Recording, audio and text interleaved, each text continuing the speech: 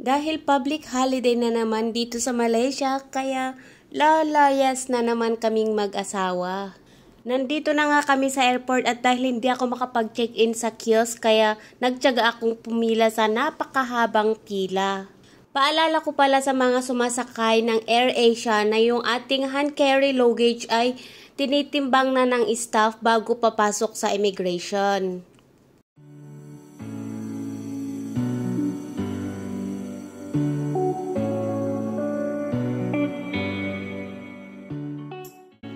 Pagkatapos ng mahigit 1 oras na flight, ay nandito na kami. Yay! Welcome to Phuket! Mahigit 1 oras lang po ang flight from Kuala Lumpur to Phuket, Thailand. Kaya naman gustong-gusto namin puntahan kasi malapit lang at hindi ka masyadong mainip sa haba ng flight.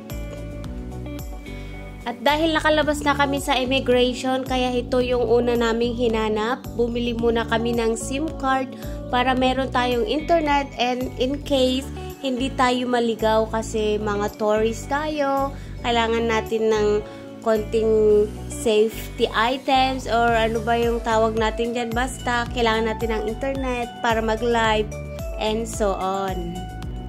So dahil gabi nga yung flight namin, kaya nag-book na rin ako online for our service pick up from airport to our hotel.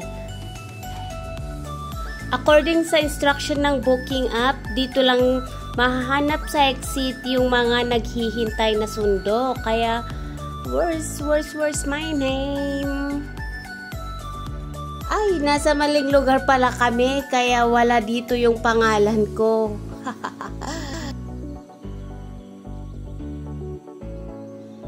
O ayan, dito na nga at sumakay na kami at nakarating na sa aming destination. Mga 45 minutes din yung sakay namin from airport to the proper town of Phuket.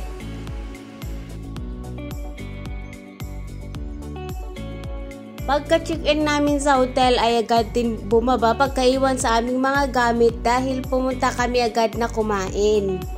After 2 hours, nakauwi na din kami sa aming hotel at i-showcase natin slightly yung aming room for 4 days.